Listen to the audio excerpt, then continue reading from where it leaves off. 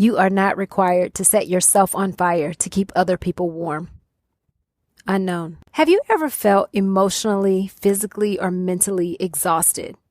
What about overwhelmed or emotionally drained, unable to meet constant demands? If so, you may have experienced or suffered from burnout. We're going to talk today about just that.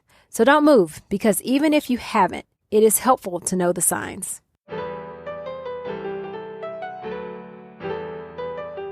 You have the power to be the boss of your own life. I'm your host, Monica Allen. I'm a wife, mom, entrepreneur, best-selling author, lifelong learner, and your biz bestie. I have a love and passion for all things small business. Growing my own company from $700 to over 7 figures annually, my goal is to bring you inspiration, business-focused topics and tips, encouragement, and a community that helps you launch, grow, and scale your business, whether you are a dreamer, a side hustler, or a seasoned entrepreneur. You are listening to the Become Your Own Boss podcast. Believe it or not, we did not always wear company logoed apparel in our business. But I will tell you, once we started doing that, our entire team not only felt more connected, but our revenues went up. All that being said, this week's episode is being brought to you by Zeus's Closet, where we're like a tattoo shop for your clothes. And our Solopreneur package is back. So you can check the link in the show notes, grab your Solopreneur package for just you or one for your entire team, and everyone will be outfitted with company logo gear for each day of the week. You can see, too, how it will make a difference to your team as well as to your overall business. So visit Zeus'sCloset.com or see the link in the show notes to grab your Solopreneur package. Burnout is a state of emotional, physical, and mental exhaustion caused by excessive and prolonged stress. It occurs when you feel overwhelmed, emotionally drained, and unable to meet constant demands. Today, my guest, Jennifer Bassman, teaches women how to acknowledge their own burnout as well as how to build an awareness of their stress levels, create effective boundaries, start working based on their natural strengths and talents, and stop feeling responsible for everyone and everything. Now, to you men, don't tune out because you all can suffer from burnout too. Jennifer is the author of Stop Being A Doormat. She created the Burnout Recovery Method and is a certified CliftonStrengths coach. She has coached hundreds of business professionals through burnout recovery since 2012. I can't wait to share my conversation between Jennifer and I, so take a listen.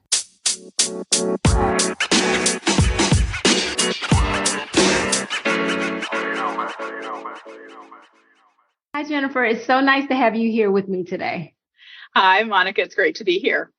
One of the reasons I wanted to have you on the show is because, and I'm going to give you a little background. Before COVID, I realized actually after COVID that before COVID, I was probably about to hit a huge wall of burnout. Oh, my. Yes. And I know you are the queen of burnout coaching and boundary coaching and all of that stuff. And so one of my questions for, especially as women, but not just women, men suffer from it too. But how can we see and recognize the signs of burnout?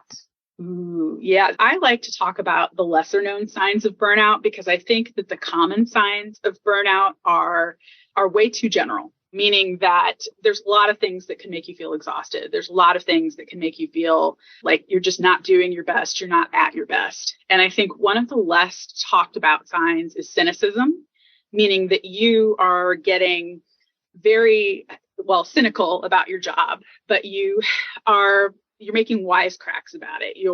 And they're negative. Like they're coming from a place of negativity. It's not just that you had a bad day, but you were consistently making negative comments about your job, but trying to blow it off as something funny. Another less common sign of burnout is consistent rumination. This is such a stressful thing. And I really wish that I had paid more attention to this sign because I am a pro at ruminating, meaning that I kept going back and thinking about my mistakes or the things that people were doing to me that hurt me or that I didn't think were fair. There's also part of rumination can be worrying about the future and telling yourself stories that create a lot of anxiety that way. And another lesser known sign of burnout to many people is just an inability to get out of bed. And some people talk about this and some people don't, because not everybody has this experience with burnout. And it's so close to depression that some people are afraid to talk about this sign of burnout. But if you used to be somebody that jumped out of bed in the morning, or even if you weren't jumping out of bed all ready to go, but you were at least like, all right, today's Wednesday, let's get it going. Mm-hmm. And you were willing to get out of bed and go to work. But now you're in a spot where you can't even fathom getting out of bed to do anything useful. It's just the thought of going to work is just kind of turning your stomach. It's just dragging you down, and you just would rather be absolutely anywhere else, even getting a root canal. Oh, no. Don't. Oh, gosh. Yeah. So those are, yeah, I know, right? They do. And I think those are three signs that, and I'll give you even a fourth bonus one, your craving of carbs. Usually when we stress out, we crave carbs. Like that's those two things go hand in hand. And you'll notice pretty soon when you're completely stressed out and you're actually well on your track to burnout, that's pretty much all you're eating are carbs. It doesn't matter if they're ice cream carbs or fresh grapes, but carbs become a main staple of your diet. Interesting. Okay. All right. So if I track back to where I really felt like, and I mean, again, I'm looking backwards and I'm thinking, wow, before COVID happened, I was running from morning to night practically. Mm-hmm. I didn't have a problem getting out of the bed, but I was definitely starting to suffer from some anxiety and just feeling exhausted. Yeah. And it was just, I didn't even think of a way out of it. Like I just kind of had chalked it up to this is my life. Mm-hmm. I'm an entrepreneur. I've created my own business here and I've got to run it. I've got to make sure that it keeps running. And so therefore I kept running. Yes. Yeah. Until COVID was like, nope, stop. Yeah. We're going to all stop running for a while. Exactly. But that was a wake up call for me. I guess my question is, as we get back into normalcy, what can we do to avoid getting back to that running, that state of mind, that place? That's a great question. And that's not something people have really started asking me about yet. And I don't know if it's because, we're not there yet and thinking that we're going back to normal. Maybe we don't feel normal. Maybe we just skipped that step and everybody's just doing whatever the heck they want. I don't know, but I think that's a great question. One of the things that I would point out here is that you need to know your signs of stress. You need to know when you're stressed out. And most of us don't know that. We have a vague sense of when we're stressed out, but we don't have this immediate sense of a trigger, then stress. And we're not paying attention to that. One of the things that I think would be really effective and beneficial is to say, hey, Monica, what stresses you out? When do you start feeling stress? And what is it that you're doing that, shows you that you're stressed out? Do you clench your jaw? Do you lose your temper? Do you start to become short on patience? Do you clench your fists? Are you avoiding answering the phone? Do you avoid emails? Do you procrastinate work? So looking and acknowledging those signs of stress, and then tracing those signs to specifically what stressed you out. For me, I know that I really hate checking email. I really hate it. It's something that's left over from my burnout days, unfortunately. I really have to ask when I find myself doing that, I do take that opportunity to stop myself.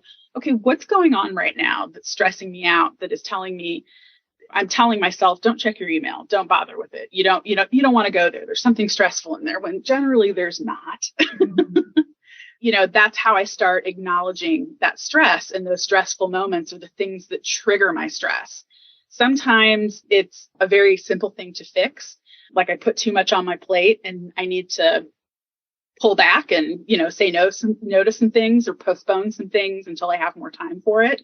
And sometimes it's a little bit more complicated, that I'm in the middle of a project that is just really irritating me or stressing me out because maybe the client is stressing me out or the work. It could be a mixture of things. And so I have to figure out how to manage that stress. But once you know what your physical stress symptoms are, then you can do a lot better job of, really starting to ward off the signs of burnout or stay away from it entirely, prevent it. Because we're not good at seeing those signs, because stress actually, we're so adaptive to stress and it sneaks in so easily, and we become accustomed to higher and higher and higher levels of stress that we don't notice when it's happening until our coping mechanism doesn't work. That's usually what tips you off that, oh my God, I'm totally stressed out. And maybe your coping mechanism is chewing gum or having a cold drink or getting up and walking away from your desk. Well, if the gum, the cold drink, or the walking away from your desk doesn't work and you're still stressed out, there's your signal of, okay, my coping mechanism isn't even working. What triggered this? And start working your way backwards. Okay. And I think, and that's when you finally trace it back to that trigger, which is maybe the fact that you have to make a bunch of cold calls for sales, that day, or you maybe have a meeting that you're not looking forward to. Then you can really look at, okay, I need to stop, maybe scheduling so much in my day when I have something that I know is going to be particularly tough for me. It's going to be particularly maybe an emotional, meeting, or it's someone that I just really have to pep myself up to, want to talk to. Right. It can be a variety of things. But, once you know your stress signals, you can trace it back to those things that truly stress you out, and do less of those things, or build some buffers, find some ways to turn it more into a positive thing. And when you can do that, then you start, moving towards the preventative side of burnout. Gotcha. Yeah, I asked that question because I don't want to go back down the same road. Yay! I am trying. I want to avoid that. I don't want to go back to where I was pre-COVID. I don't want that morning to night run. Yeah. How can I make sure I don't get back to that?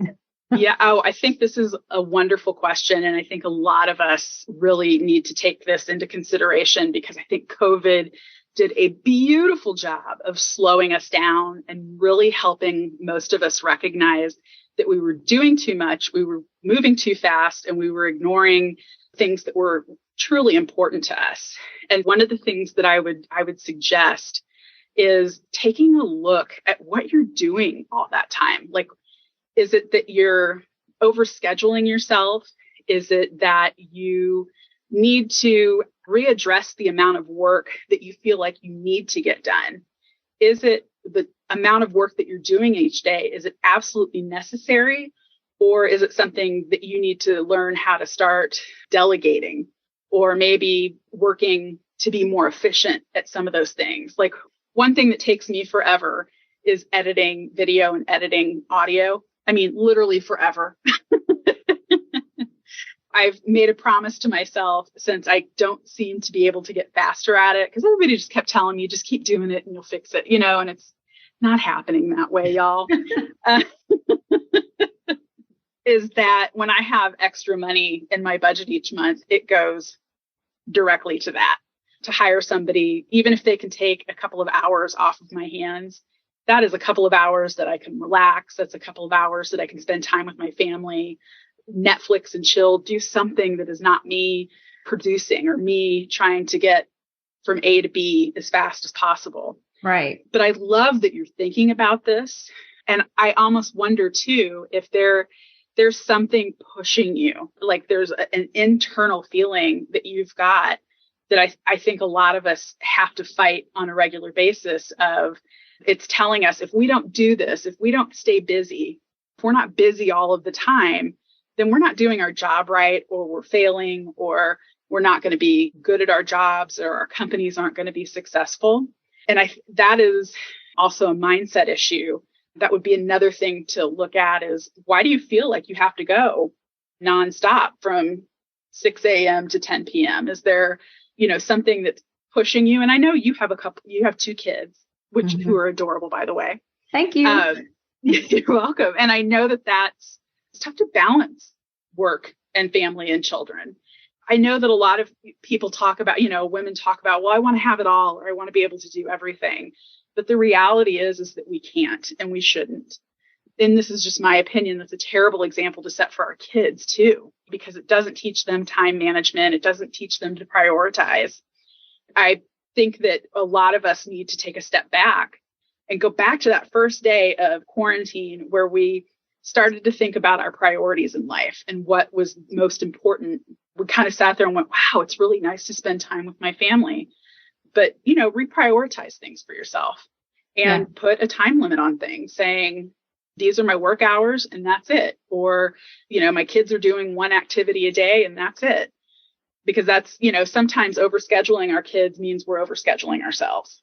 Right. Yeah, I totally agree with that. As a matter of fact, one of my kids is in gymnastics and I overheard, and I do not believe in that, like, let's give them every activity every day and all that. I'm not doing that.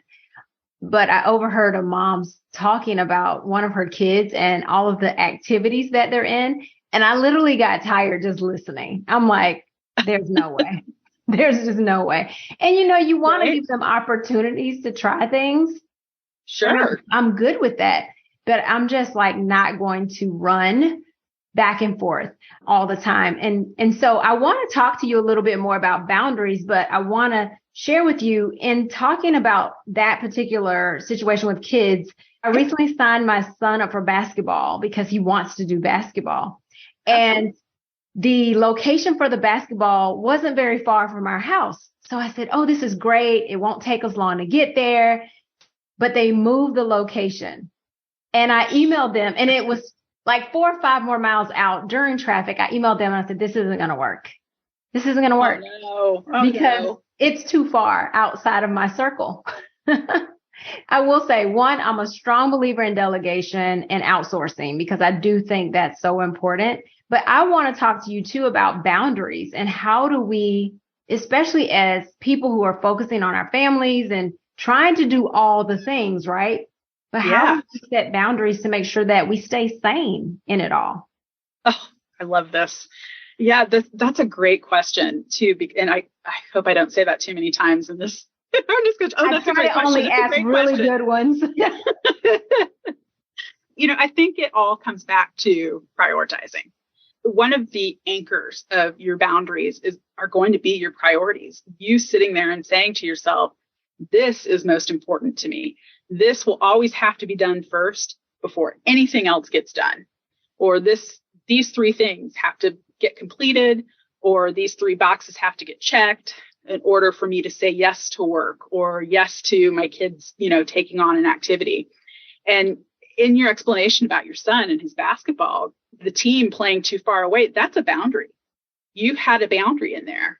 You understood and said to yourself, you know what, I've only got this much time in the day, and I know I can get from this point to this point in a certain amount of time, but I can't get from that point to that point, and it's too far. Here's my limit, and we're not going beyond that. And that's an amazing thing to recognize about yourself and also about the situation.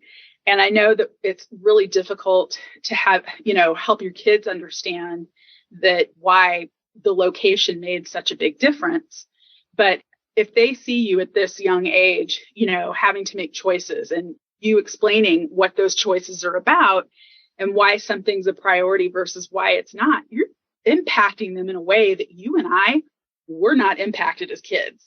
For sure. That's why I coach boundaries now, is because we were not taught that as children, what our limits should be. And I love that you were already thinking about that. Yeah. Did I answer your question? Yes, you did. Okay, good. Yeah, and I will say I'm trying to be more conscientious about that. I'm trying to be more cognizant around like what is going to cause me additional anxiety and stress and removing those things. And I know for me driving him an additional 4 miles in Atlanta traffic to get to a 6 o'clock basketball clinic would not be good for me.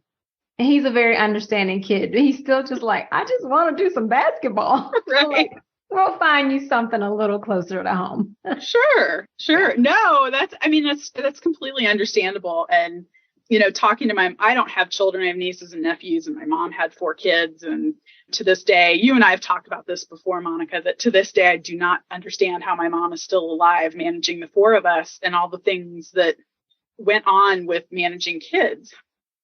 And activities was a big thing. All 4 of us were involved in sports. All 4 of us had maybe like an art or some kind of extracurricular activity that wasn't a sport. Right. And somehow we got from here to there.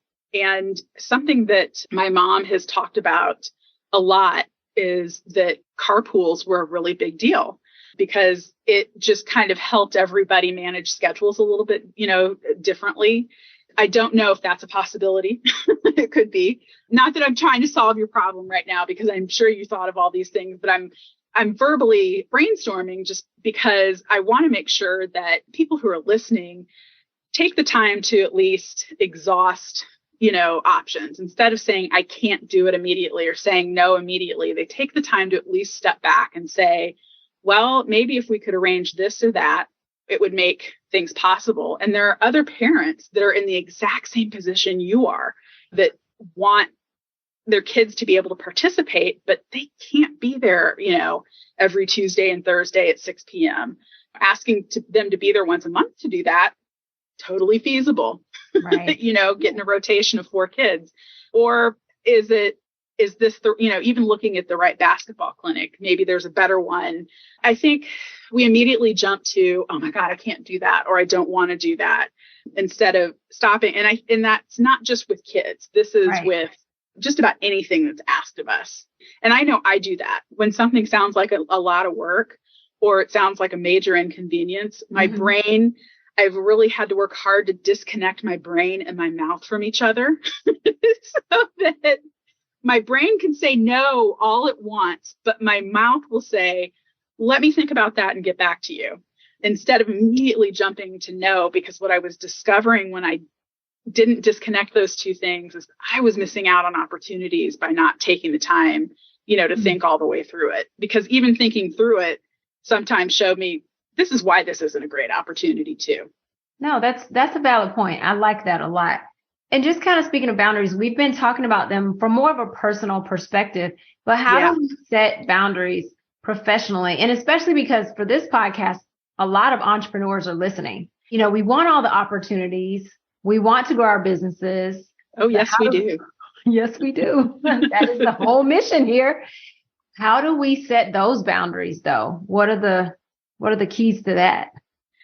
This is always fun for me to talk about, and I can use myself as an excellent example of what not to do when it comes to running a business, because I always thought that I had to say yes. And I think that is a mindset that a lot of us entrepreneurs feel has to be the answer that comes from us in order to be successful. We think that if we don't say yes, people are not going to like us, they won't use our business again. We could go down a laundry list of reasons why saying yes has to be the answer every time, why we can't say no. But I think one of the most important boundaries that any entrepreneur can learn is how to say no. And I know just 2 seconds ago, personally, I was like, I had to disconnect my brain not to say that immediately. But when it came to my business, there was no sacrifice too big. At least I didn't think at the time, right? Until it came time for the consequence of missing out on something, or not being able to do something, or being too exhausted to do something else that was related to my business. So I think one of the most important skills that, an entrepreneur can learn how to do is to say no, and, use it liberally. It doesn't mean you have to say no to everything or everyone, but, sit down and have a conversation with yourself of, this is what I have to start saying no to. These are the things that are stressing me out day after day.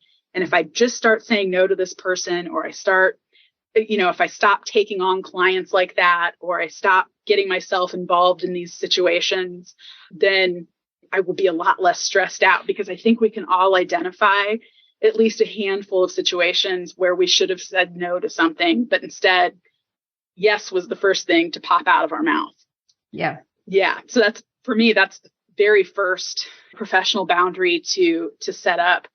And then I think as time goes on in our businesses, we forget why we went into business, what it was that set us apart, like why we wanted to, set up our own businesses, like why I wanted to why I want to be my own burnout coach, work for myself versus somebody else.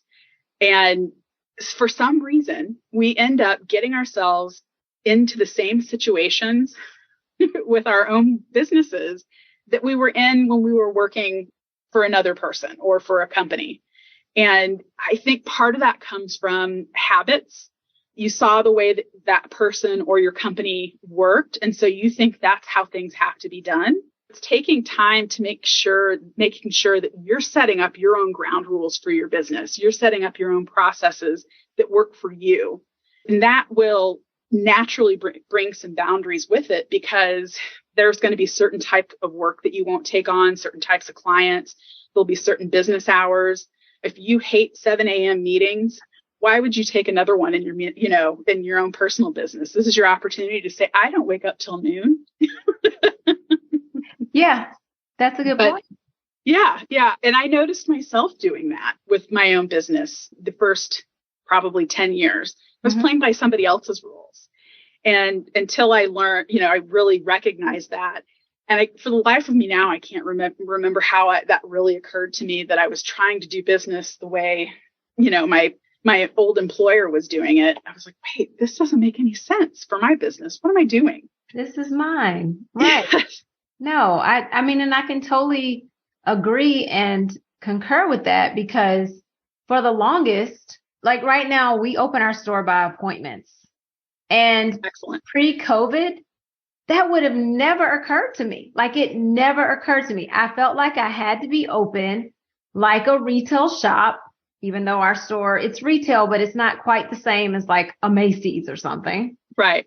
It's like, why do I feel like I need to be open from 10 to 6 or 10 to 7 when it's really not necessary, But I had to find that permission, I guess, to, and now I have to also still be okay with that, because I'll have customers say, well, when are you going to go back to your pre-COVID hours? And I have to confidently stand in, well, we're not. This is, yay. We're not doing that. I'm not running from day to night. I'm just not doing that. My next question for you, Jennifer, is how do we cope with those people who give us pushback, though, on those boundaries? This is my favorite thing. I used to be scared to death of telling people, either telling them no, or when, I was initially enforcing my boundaries, people would, if it was in person, they'd kind of give me that scrunched up, confused face look, or they would just initially be upset about it and share their displeasure with my newfound self-respect. And one thing that I would strongly urge you and anybody else that is trying to enforce boundaries for the first time is to make sure that you have practiced the heck out of them. Because one thing that gets that negative reaction from people is that we don't sound sure of our decision to enforce that boundary. In fact, sometimes our voice goes up at the end of the sentence. Here's the example of, using your store hours. Well, we're only open from 9 to 5. Instead of saying, we're only open from 9 to 5. Saying it in a way that even if your head isn't feeling as confident, your mouth can definitely separate itself and get it out. But I think it helps quite a bit when you have stood in front of your mirror, stood in front of maybe your camera, recording yourself, or you have stood in front of somebody that you trust, repeating over and over again, we're only open from 10 to 5, Monday through Friday. And when you sound confident and like it's okay, there's a lot less chance that somebody's actually going to push back. It's when they can see that we're not sure. They can smell fear in the water, so to speak, where they're like, that person, Jennifer doesn't sound so confident this is what she really wants. I'm going to go ahead and, push some buttons. Mm-hmm. But, also part of this pushback is vocalizing to someone that is intent on violating your boundaries, you can also practice a few comebacks because, or a few comeback responses. We want to think of them as responses to people, because I'm like getting the smart ass out of my head. That's why I say comeback. But normal people have responses. Jennifer has comebacks. But you can also anticipate what some of the pushback might be from people. And to be honest with you, everybody listening to this, the amount of pushback that we think we're going to get is significantly more than what actually happens. Mm-hmm. I would say you get pushback for every 10 times that you enforce your boundaries. There's maybe one time, maybe even 0.5% of a time that you get pushback. Mm-hmm. Because, it's people aren't as stuck in, their ways as we think they are, or they don't get upset about things that we think that they're going to get upset about. The reason we're so nervous about it is because it's new to us. Maybe we're new to standing our ground. We're new to telling people what we want them to do. The reason I ask you to practice is because when you're enforcing your boundaries for the first time, it shouldn't be the first time that you hear it coming out of your mouth or at least running through your head.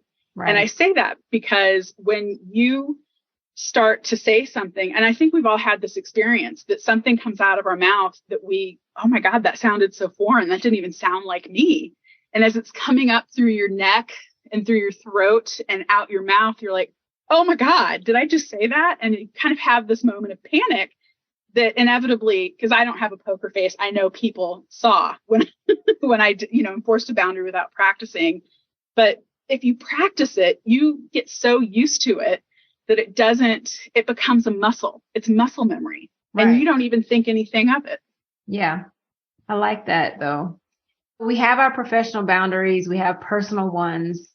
But for those people that you love and they love you, sometimes it can be a little tough, Yes. How do you handle those? Oh boy. I had a lot of conversations about this around the holiday time, y'all. Surprise, surprise.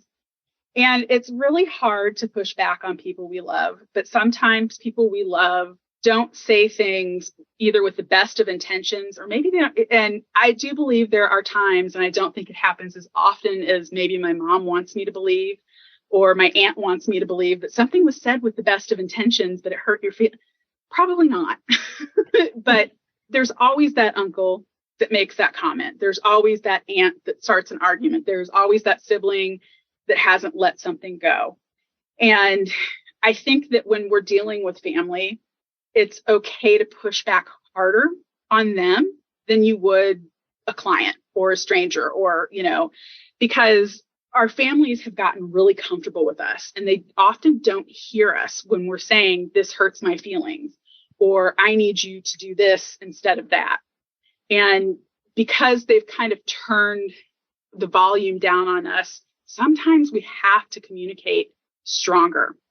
But the first thing that I would start with there is thinking, okay, this is the typical response I get from my sister when I ask her not to say these things. Let me sit down first and come up with a clear, response to her when she makes that comment again, that I can't stand or hurts my feelings or is wildly inappropriate. I can sit down prior to this dinner, prior to this family event and say to myself, okay, if I say, let's say my sister likes to fat shame me or my sister likes to comment on what I'm eating, I can sit down and say to myself, when my sister says this to me, I can say, sister, it really hurts my feelings when you say things like this to me. And if you're going to continue to make this inappropriate comment that I've told you repeatedly hurts my feelings, you and I are going to be spending a lot less time together.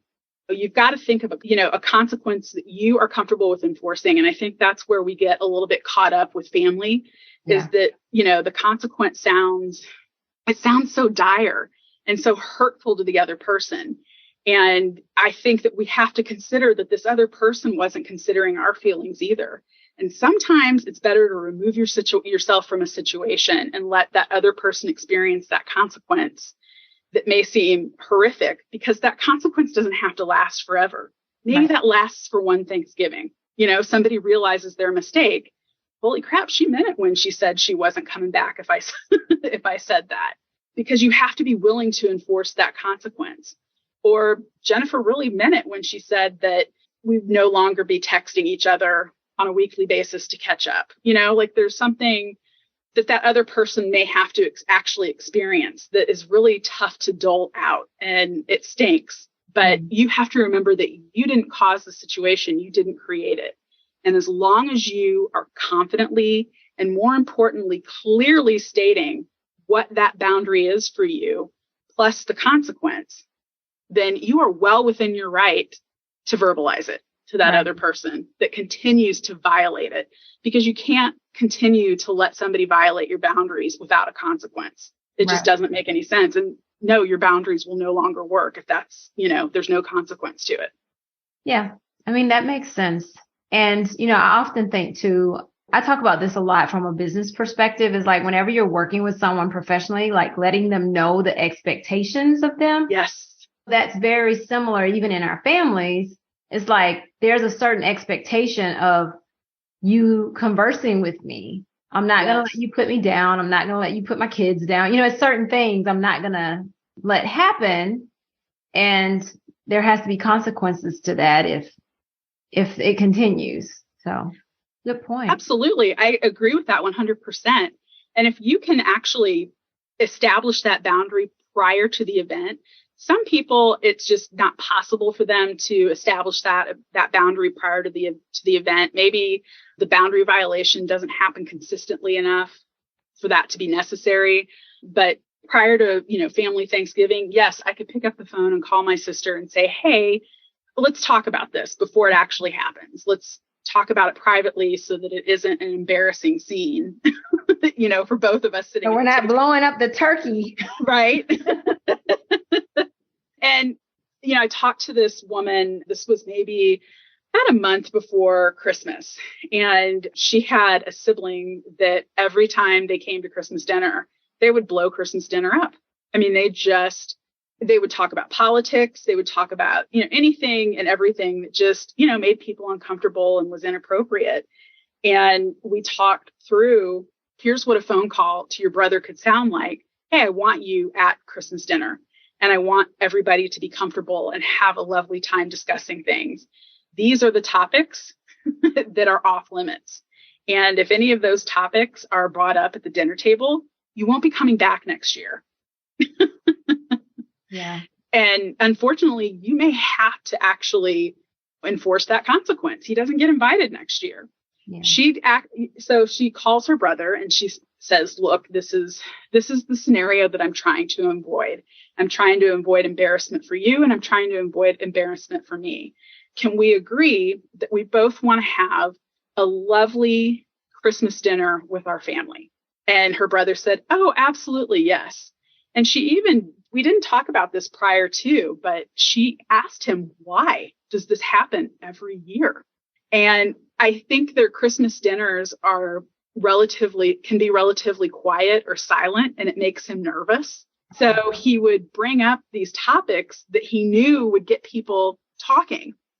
And I was like, well, that's kind of an obnoxious way to do it. And so she went off script from what we talked about, because now she had the why.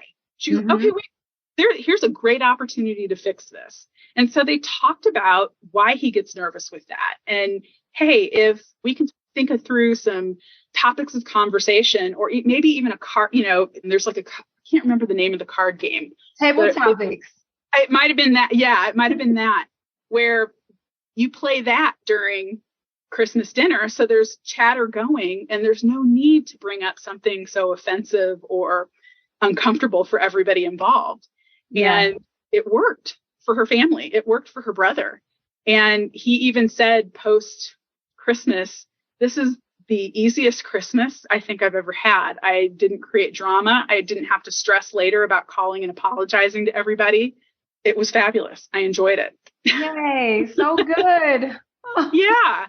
And so the point of that story is sometimes our boundaries might take a conversation with people, and don't shy away from that. It doesn't mean that you necessarily have to explain yourself like explain your hours of business, you don't have to explain that to anybody.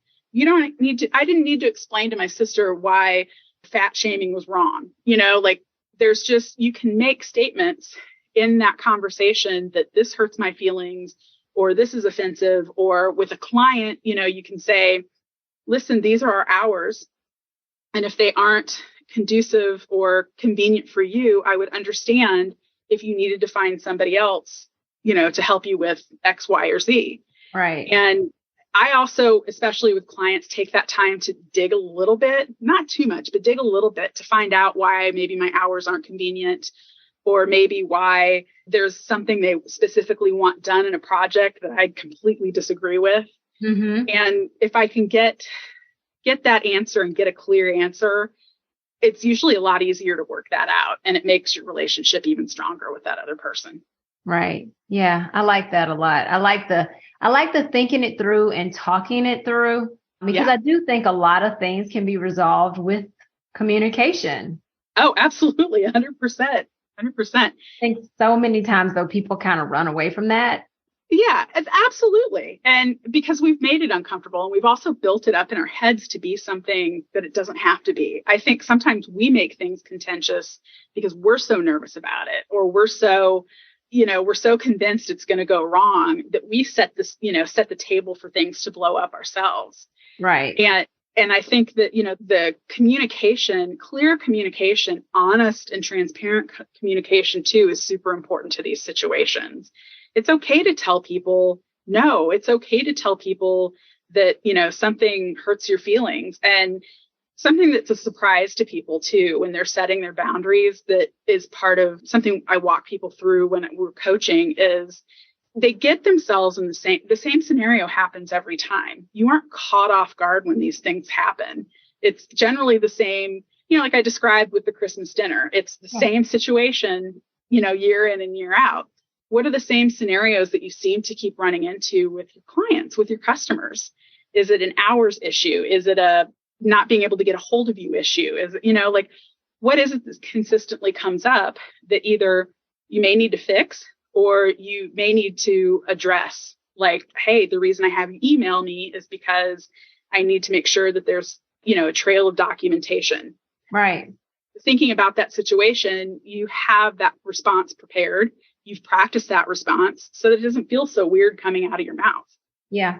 It's funny when you were talking about practicing things, responses and things, it made me think about, especially for coaches, practicing your pricing, because that could be such a point of lack of confidence, that going up at the end, it's $2,000.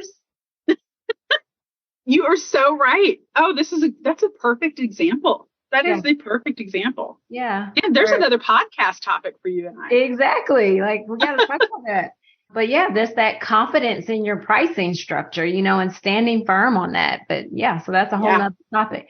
But Jennifer, this has been so great. I know you help people with burnout. You help people with boundaries and confidence. Tell people how they can reach you. What's the best place to reach you?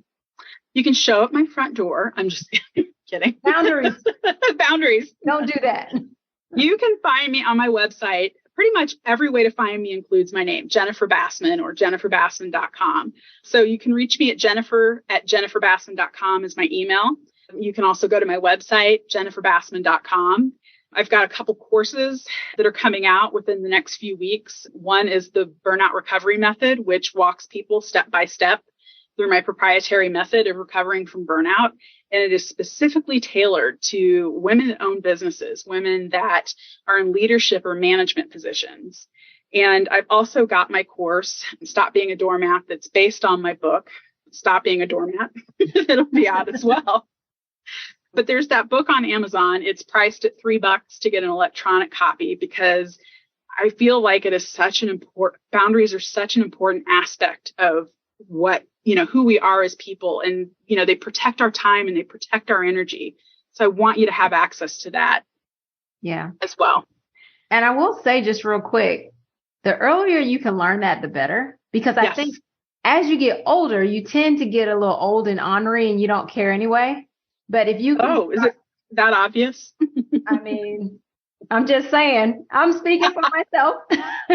But I think if you can learn it earlier on, you're on a strong path. Anyway, continue. Yeah, I 1,000% agree. And I love it. And this is something that if you have kids, you can do with your kids. I sure wish my parents, had taught me that instead of teaching me how to be a people pleaser and a perfectionist. You are getting achievable and, easier and effective boundary advice from somebody that really had to struggle and still continues to this day to have to be mindful of immediately wanting to say yes to somebody and be helpful and, be important. I get that struggle, y'all. Yeah. Well, Jennifer, thank you so much for being with me today. I am going to put all of your contact info in the show notes as well. This has been great. Thank you. This has been an honor for me, Monica. Thank you so much. I'm so happy to see you. And thank you to your audience for listening in and working with us. Thank you. Thank you.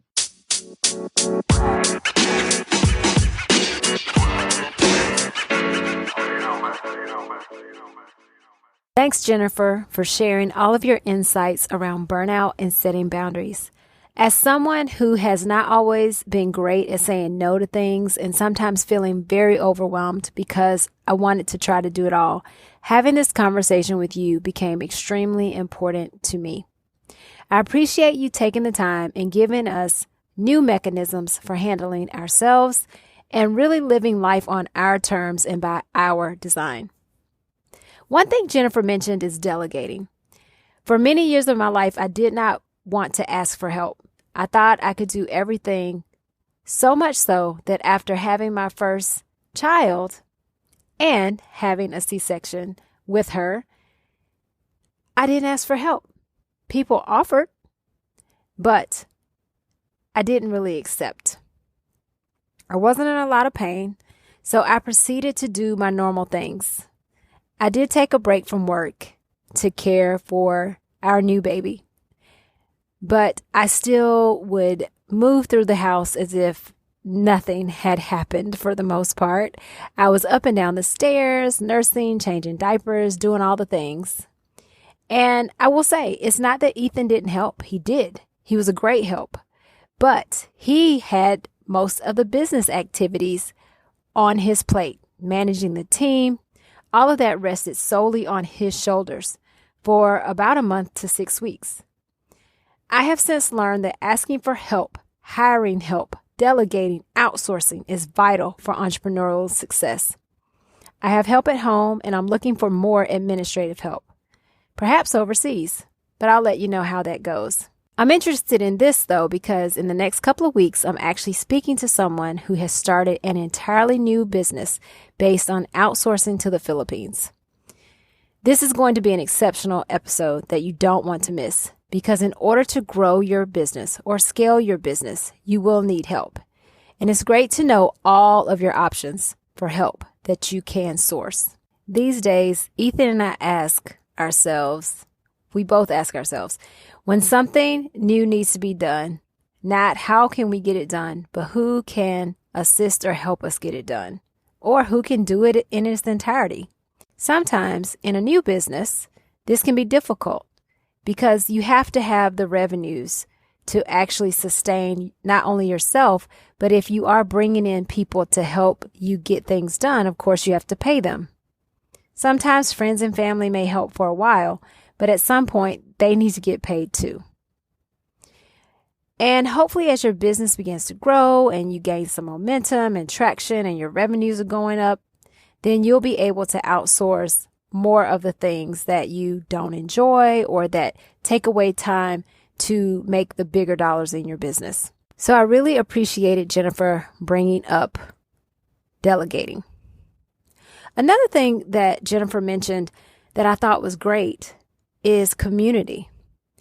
You know, that's kind of a hit word right now. It's used a lot. You're building a community, you're starting a community. But truth be told, community is where it all really began. And when she talked about how her mom worked around with 4 kids with carpool and things like that, I can remember even for me, my mom had help with me. If she couldn't pick me up after school, my grandmother would pick me up or an aunt would pick me up. And here in Atlanta, where I live, though, yes, there are parents that sometimes we share or someone may drop a kid off here or there, but the actual family community is a bit more spread out. Even though I do have help from both sets of grandparents, I know a lot of people locally who actually don't have that help. They moved here from another state, and grandparents may come visit or aunts may come visit, but they're not here every day to help with some of the lifting of getting kids here and there and doing the things. So community is very important. Local community, people you can trust to help you with family, with the kids, people looking out for your kids outside of yourself and the immediate family is great. So Jennifer bringing up community really struck me. And just the importance of having that community, how vital it is for perhaps helping reduce burnout. Thanks for tuning in today. I'm grateful for you listening. Take a moment to leave a review and share the podcast. If you go the extra step to write a review for the podcast, you will be entered into a drawing for this month of March to win an Amazon gift card, as well as have a free one-on-one session with me to talk specifically about your business. This is the first episode in season 6, and I'm so thrilled to still be here producing episodes for you. In April, the podcast will celebrate 3 years. That was a fast 3 years. I'll be honest. It has gone by really, really quickly. I hope that you are gaining lots of information to help grow and scale your business. If you have any questions, I would love for you to take a moment and scroll down to the bottom of the show notes. There, you can click a link that will allow you to leave me a voice message. You can ask a question, leave a comment, let me know what you'd like to learn more about, or something you need help with in your business. I would also be curious, how do you feel about community? Do you feel like you have a community around you to help you navigate your business, navigate family, to help you perhaps not suffer from burnout? Do you have that community? You have questions about something that you need help with in your business, and I don't have any insight to it or know the answer. I will find someone to come onto the show and talk about it. So again, scroll down to the bottom of the show notes. You can click there. You can leave me a message. I would love to hear from you. Take a moment to do that. And as always, now is the time. Now is the time to level up, leave a legacy, and become your own boss.